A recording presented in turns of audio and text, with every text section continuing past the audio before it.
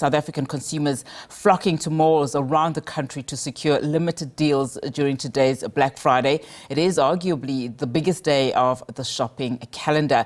But beyond mere savings, to many people, Black Friday serves as a social experience. Let's now explore the psychology behind this big commercial event. Joining us is world-renowned clinical psychologist, Prof Saths Cooper. Prof, a very good morning to you and thank you so much for your time. Of course, we are starting already to see these malls fill up. Perhaps let's start to discuss about just the psychological spin-offs regarding shopping. Tell us a little bit more about the dopamine-inducing effect, particularly during today on Black Friday. How does it manifest? Well, look, there's been a build-up of this event. It's been building up for a good few weeks. And the power of advertising has created an anticipation, and a lot of people are engaged in it because their friends, others are talking about it, and people are doing all sorts of crazy things, actually. We know that people queue for long periods of time, and then they dash into whatever they are looking for, go to that space and grab it before somebody else does. And you likely find that bustle. Now, part is, I want to get something at a discounted rate. There's doubt about how much discount there really is, but the hype is quite frightening. This is the day when in the US, it's a post-Thanksgiving sale period. But in this country, alarmingly, it's cottoned on for the last 10 to 15 years. And you wonder where people do get the money from, if they're borrowing to buy whatever they think they need at this time. So they do have a high, that very feeling that I'm going to get something, which was at 50 Rand, now I'm going to get it at 10 Rand. It's that kind of high that beat the system, and I got it before somebody else got it, etc. So there is that hype around it, and unfortunately, people fall for the hype. Smart shoppers do it online if it's available online, and a lot of that stuff is available online. But I suppose because it's an experience, you're getting somewhere, you're doing something. I also worry about people who are there who may be serious earners in their families, but they find that they take off to do this kind of thing. And I don't know how they cover that aspect as well, because if you're earning X amount and you are shopping, you're not going to earn that day. So is it worth doing that? Those are some of the issues, I think, that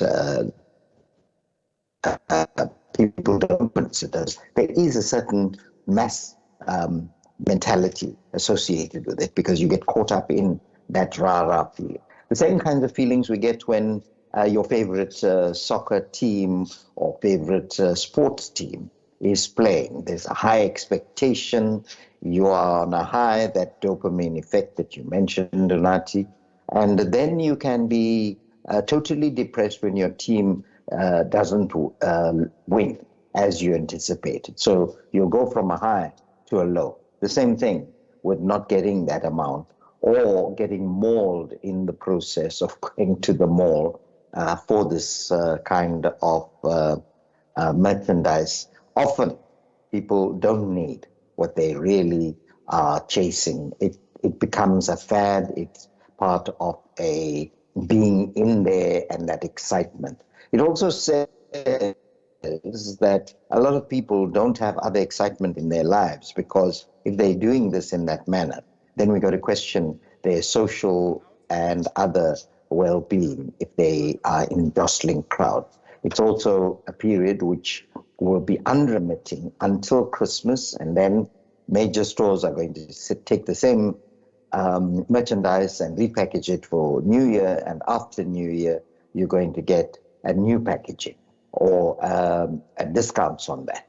If I wanted now, to, all of that. Prof, if I may, I wanted to just touch back to what you said earlier on, in fact, in terms of just the power of advertisers. And I want to sit with that question. I mean, you mentioned, of course, just some of the things that we are seeing could at some point just be gimmicky. But how do commercials, shape the subliminal advertising campaigns that we are seeing and the messaging to entice shoppers? Look, media is very important. If they trust that media, this is a SABC 404, and if the anchor Unathi is trustworthy, then if Unathi mentions something, it's going to have a serious impact on the listener or viewer. Now, you will notice that, especially on radio, the anchor is asked to read some advert, and the anchor does read that advert. Now, it's coming almost from the personal viewpoint of that person.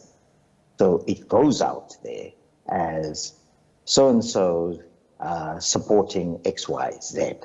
So it's a very powerful medium, and marketers, the advertising industry know it, and they play on and prey on people's sensibilities. And especially when things are not going right around you, there seems to be chaos. You want to do something to beat that. So the marketing is massive. It influences people. And if influential persons speak to that, it carries much more weight. Now we've got social media. We've got influencers. And a lot of influencers in their different platforms are influencing people. Have you gotten X? If you haven't, go out there and get it before you lose out on it. So marketing, advertising is massively influential. And when you have important figures supporting that product or that activity, it has more power.